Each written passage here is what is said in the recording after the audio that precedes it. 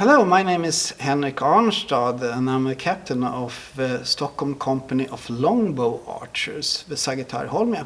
And I'm here today with another captain of the Sagittarii Holmiae, Adam Westlund. We're at the Medieval Museum of Stockholm, a very nice place, isn't it? Absolutely. It covers the Stockholm medieval era, but also has a broader scope. And we have two friends with us today behind us, a knight and a foot soldier, right? Absolutely. They are meant to be on their way to the Battle of Brunkeberg in 1471, so therefore they're relevant for our video today. And our video is an attempt to enter the ever-ongoing debate regarding the longbow, the English longbow versus the soldier in armor, longbow versus armor. Isn't that correct, Adam? Absolutely, because there's been a long YouTube debate specifically about sort of whether longbows could penetrate plate armor. I would say that we try to broaden the perspective here and bring in new questions into the fold. And there are many videos on YouTube regarding the longbow versus armor, and here are a few of them. Whoa! Real. And tested armour, specifically a late 14th, early 15th century breastplate of the Kerberg type, against longbows, against warbows of the time. We've got a reproduction medieval breastplate there. Bit of a later period though. Yeah, a little bit later. You're looking around sort of early 1400s, this sort of shape. These YouTube videos, they have millions and millions and millions of views. Why do you think that is? I think that partly it's because the Middle Ages are very popular, but also because they provide rather simplified and unambiguous answers to rather complex questions. And I think that appeals to many viewers who want a simple answer. And this video today will try to avoid those simple answers, and we're going to focus upon three areas of interest. Firstly, how was the English longbow or the warbow used on the battlefield during the late medieval period? Second, how did melee warriors in armor, knights and foot soldiers, like the ones behind us, act and equip themselves to counter the threat of the English longbow? Thirdly, what's the issue with trying to solve these historical problems with modern technological tests, right, Alan? Absolutely. That will be the scope of the video today. Now, starting with the background, what did really happen on the European battlefield during the late medieval period, during the 14th and 13th and 15th century? That's a rather broad question, of course, but one of the most important things was that infantry became more popular. We would say that previously in the high Middle Ages, cavalry, the armored knights, had been definitely the most important part of an army. But now infantry, both missile troops and melee infantry, became increasingly popular. And another aspect was that the English started using longbows, a type of weapon that had been around for a very long time, in a new way. They started from the campaigns in Wales in the 1270s and onwards into the 100 Years' War. The English started becoming very effective at using them en masse, large groups of longbow archers, to terrifying effect. And those guys shooting the English longbows were not nobility. The longbowmen were peasants, right? Or in many cases yeomen, coming from the sort of upper layers of the peasant class, you could say.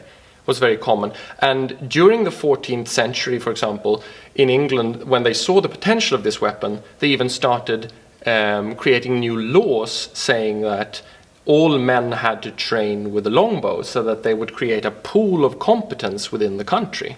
That sounds almost modern, sounds almost like conscription. But England was very good at sort of administering things compared to many other European countries at the time. There's a huge difference here. This is a piece of wood, right? And this is plate armor behind us on the knight. That is extremely expensive, isn't it? Absolutely. Only the richest medieval knights could afford to buy several of these coats of armor, and many could not afford the most modern ones. They would have to buy second hand, for example. There's something called the infantry revolution, that there's a revolution going on in European warfare where the dominance of the mounted warrior on horse is giving way to infantry. How would you explain the concept of infantry revolution? I would say that during the High Middle Ages, the infantry was inferior. During many of the Crusades, for example, they brought infantry, but sometimes they were only left to guard the camp, while the heavily armored knights were the ones who were supposed to do most of the fighting. But gradually, with introduction of new tactical measures, with new pole arms, such as this one, that could reach for a long distance, and new types of armor becoming more available, infantry became better and better at stopping frontal cavalry charges. There is a process where the common man on foot, armed with, for example, a longbow, or maybe a crossbow, Absolutely. or maybe even some sort of gunpowder weapon, right? Yeah, they're coming gradually during this time. The gunpowder had been invented or used primarily first in China, but early guns came to the European scene in the late 13th, early 14th centuries. But they were quite primitive at the time. But they became increasingly more popular during this time as well. Right. But they had a hard time hitting something beyond 30 Absolutely. meters, 30 yards away. They were very efficient at short range. Now, what we have seen in so many YouTube videos is that the longbow arrow has, even at short distances, a hard time penetrating plate armor, right? Absolutely. And most of these tests are conducted with a very heavy warbow, but also against a high quality breastplate. So you see someone, a skilled archer, and many of these tests are very well done. They're shooting at a short distance and they show that they maybe make a little dent in this breastplate. They cannot get through. And many seem to draw the conclusion then that longbows were completely pointless against armored knights. But And the that's not the medieval point. people weren't stupid. Absolutely So first not. of all, equipping your soldiers with longbows was a smart move if you were Absolutely. English, and equipping your soldiers with heavy armor, breastplates and so on and so forth, was also a smart move. So they Yes. did all of this for a reason. You can say that it was a competition between arms the weapon. race. Yeah, exactly. So there's a foot soldier right here, and he has chainmail, right? Absolutely. He's wearing a chainmail hauberk and under it a coat as padding. And what else? He is wearing a simple helmet. He has gloves of metal and wearing a polearm. But as you can see, there are many exposed areas that are not completely covered. Right, and he is then standing next to his master, right? Exactly. He's part of the retinue of this knight, and the knight, as you can see, is more or less clad in plate armor from top to toe. So there are so many types of armor. There is just Absolutely. not breastplates, there are many, many, many forms of armor. Yeah, many of these tests seem to focus very heavily on sort of shooting at the best armored knights, but the majority of people on medieval battlefields were armed more like he is, at least for large parts of this period. Don't have a medieval arrow part on this otherwise quite medieval arrow, but there were many, many, many forms of arrowheads as well, adapted to penetrating different forms of armor, right? Absolutely. And the sharpest ones were called bodkins, and they were especially intended to penetrate thin plate armor and chainmail. They were very good at getting through chainmail. And would you say on a battlefield like Agincourt in 1415, would you say that the majority of soldiers were dressed like the foot soldiers, or would you say that the majority of the soldiers at Agincourt were dressed as the knight? I would say that a majority were dressed like this, even though the bulk of the French force actually fighting the English were more heavily armored. The French vanguard that actually gets into melee combat, many of them were very heavily armored. We can positively say that there were a lot of fighting men at Agincourt, at Crécy in the 14th century, and so on and so forth, heavily armored. But the biggest target on this fighting unit, that is the mounted knight. The mounted knight is not the knight himself, but the biggest part of the target is actually the The horse. horse. And if we look at this horse, this horse might be less protected than many of the horses on Agincourt's field would have been. A war horse would have been very large and therefore quite a big target for many arrows falling from above. If you look at the horse from above, you see that there's a very, very small part being the knight and a very, very big part being the horse, especially the back of the horse. The arrows darkened the sky. They came down like rain. Like a hailstorm. Like a hailstorm. Now, the thing is, an arrow dropping like that from above has a lot of energy from gravity, right? Absolutely. Even though it doesn't have all the force that it had when it left the bow, of course, it still, if it comes from above, it still gets the force from gravity, from dropping at a sharp angle.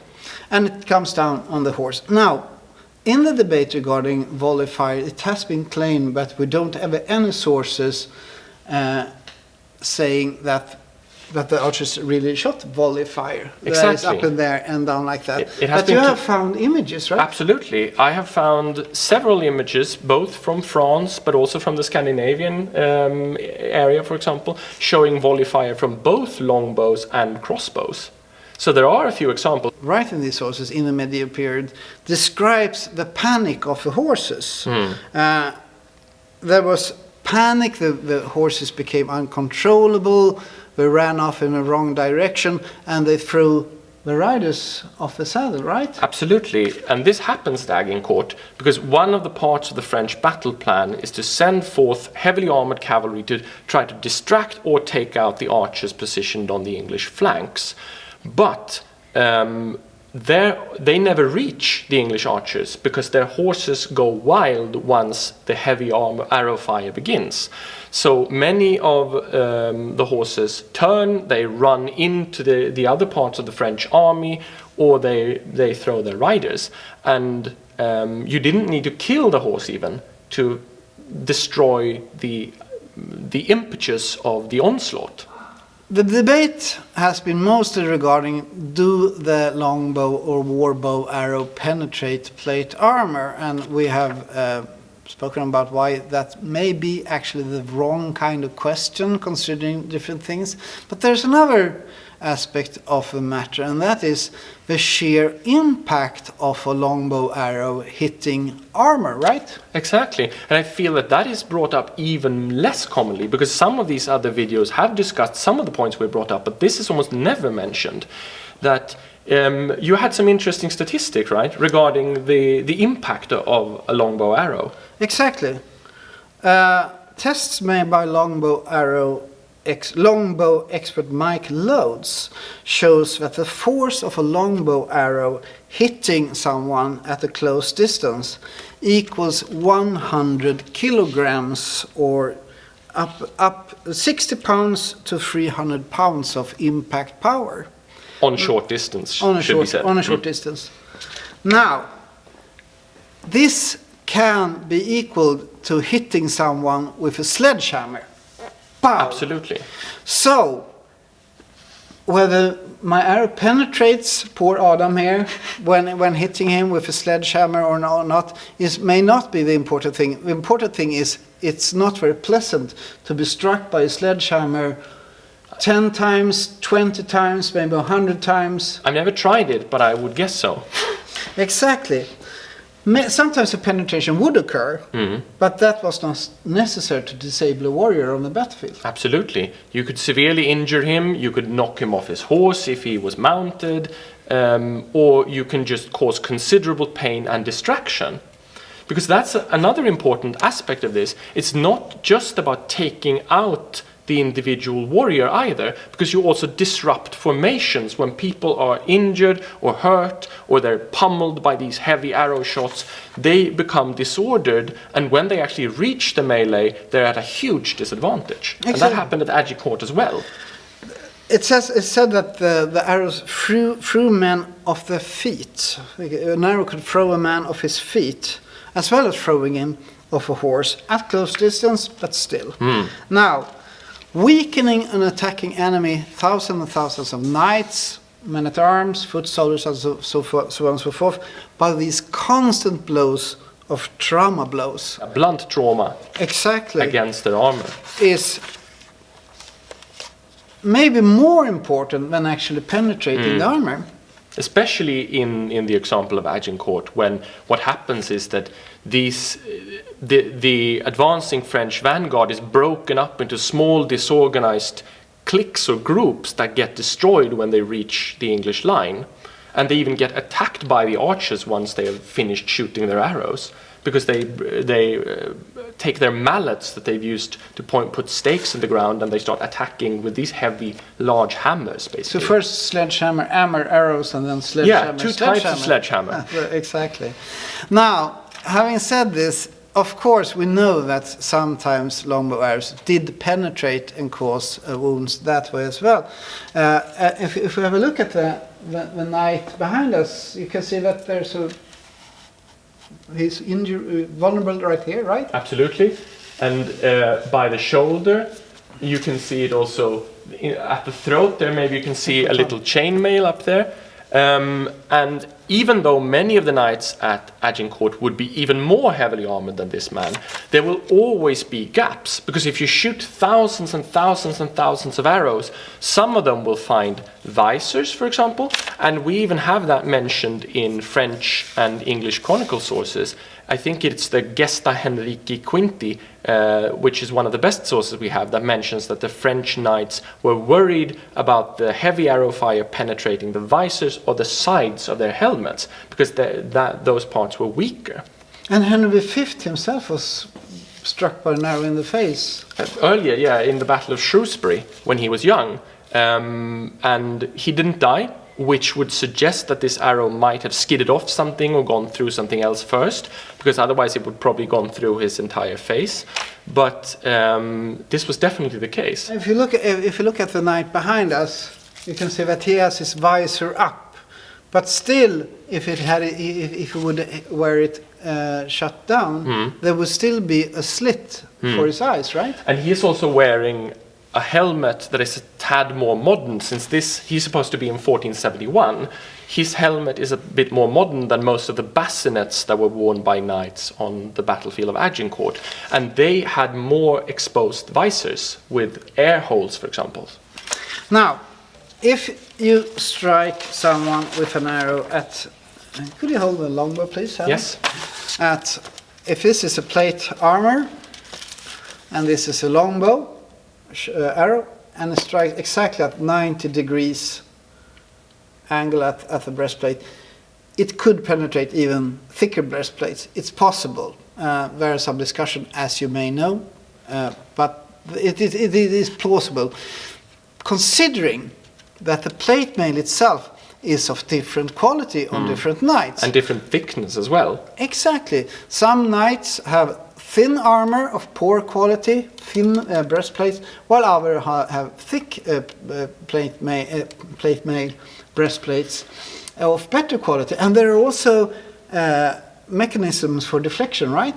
Absolutely. The angles are made so that the arrows are supposed to skid off, and other weapons as well, of course. So one of the points is that no weapons are supposed to actually get any point there where they will actually strike with their full force into the armor. But if that happens, then you get a considerable blow, and if the armor is of lower quality, that could destroy it. But I would say that most of the men at arms, the heavily armored soldiers on the French side at Agincourt, were fairly well protected against the arrow fire. We can see that in the sources that they get to the battle line fairly unharmed, but all of these other effects that the longbow firers had still make them lose the battle. And of course, most arrows do not strike at 90 degrees on a breastplate. Most arrows strike at an angle and therefore gets easily deflected. Which is true even today regarding tank technology. If you notice a modern tank, they have sloping armor, which is the same principle as in the medieval period. But I mean, this is a numbers game, right? If you shoot enough arrows, some of those arrows will hit the gaps, they will hit the weak spots, they will hit the throat, or whichever area there might be a gap at that particular moment. So some of these will penetrate, but even those that don't could have an important impact on the outcome of the battle. And lastly, there was, even though it's not the impact of a sledgehammer, or even though the arrow does not penetrate, there's a stress factor in being constantly hit by arrows on your body and your horse, of course. Isn't that right? Exactly. Historian Matthew Bennett has, for example, suggested that one of the important things at Agincourt is that when Henry moved his lines forward so he could reach the French lines before the actual attack began, one of the important parts was shooting a few arrows that long distance and sort of galling, provoking the enemy to come towards them on their terms. So that's one aspect. You feel, even though they may not do that much damage, you feel stressed with arrows falling among your ranks. All of these thousands and thousands of arrows coming towards you, darkening the sky as the sources claim. And you get pummeled and you see the lines around you breaking up. That would also have a severe effect on the morale of the fighting troops. And when they also faced a determined melee opponent, that would be often too much to bear. And in many medieval battles, it was not about killing every opponent. It was breaking their line. Even at Agincourt, the French outnumber the English. We all know that. But they still win. All French soldiers do not get into battle. The bottom line is the penetrating power of the longbow is, of course, important. It's a part of the weapon system to penetrate armor. It could penetrate armor, could penetrate chainmail, leather, cloth material, and so on and so forth. Yeah. And in some cases even penetrate breastplate armor and plate armor. Especially in the weakest spots. But our point being that's not the main thing, isn't it? No, exactly. There are many supporting factors in the longbow archers where they could affect the outcome of the battle without penetrating armor with every shot. The end of the medieval period, the 15th century, 14th century, the early Renaissance as well, as in the 16th century, there are still longbows around. Why is this problem interesting? Why do we, the infantry revolution we mentioned in the beginning?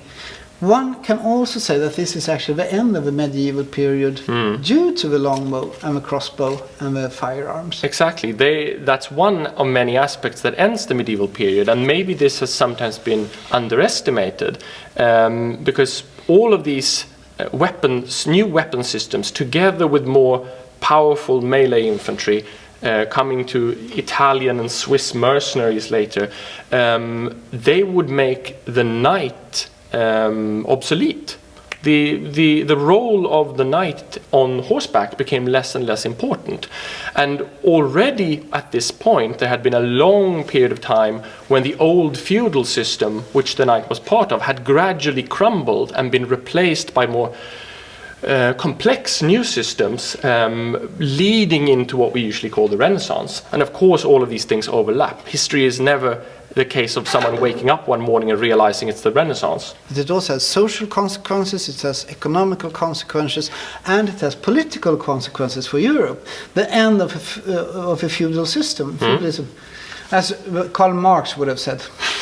Yeah, exactly. Even though it, of course, interacts with many economic reasons and so on. But absolutely, when you threaten this class, they do, before they had been necessary for the kings on the battlefield, now the kings didn't need the knights anymore. He had access to other troops that would be more effective. So one can say that the guy on a horse here gives way to the guy on foot, and the longbowman disappears around 1600s, something like that he's gone, but he's succeeded by the musketeer, right? Absolutely.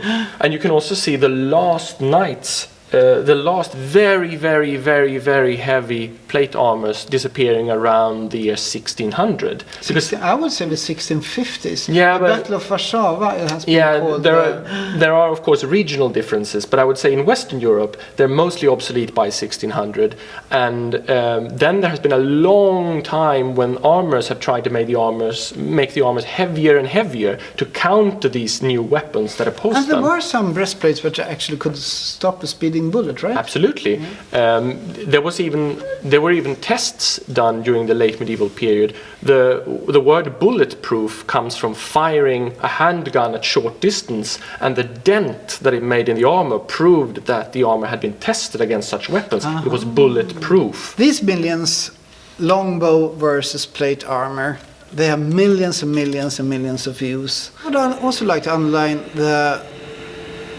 high degree of trust upon technological recreation of historical times.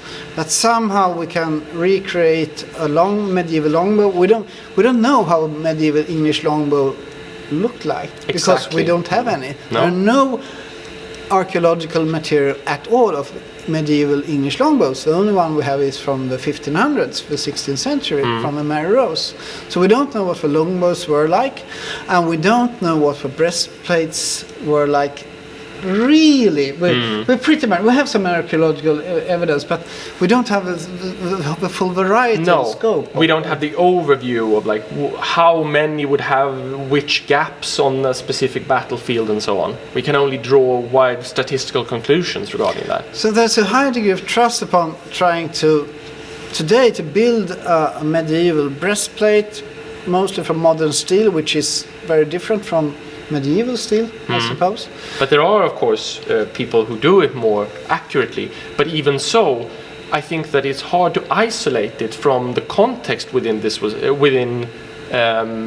where this kind of shooting took place, because it's very hard to just stand on a field and shoot at a hanging breastplate. So we have to see and try to understand why were people actually using longbows against heavy cavalry, and why were people actually using heavy cavalry against longbows? Yeah, neither side always won. Exactly. Because we see at Agincourt, the longbow archers, even though they didn't penetrate that much, they won the day, together with the 900 or so men-at-arms on the English side. But we have battles such as Verneux in 1424, if I remember correctly, where Lombard knights completely run over the English longbow archers. They are broken, they leave the field. Longbow knights. No, Lombard knights. Lombard are running over the longbow archers, and even though the English later win the day, the longbow archers have nothing to do with it. They were crushed. They failed to make any impact on this charge. So these are two competing weapon systems, and sometimes one wins out, sometimes the other. This video was not made as an attempt to ridicule or otherwise negate all those videos upon longbows versus breastplate. But we've tried to make this video, and we've been talking about it for quite a long time now, in order to broaden the debate and make our contribution to the discussion is that technical experiments are fine, but as historians we would like to contribute to the debate being historians, right? Exactly, to sort of combine different types of source material and then try to see the bigger picture, not to isolate a longbow archery or armor from their historical context. Thank you for watching. Thank you.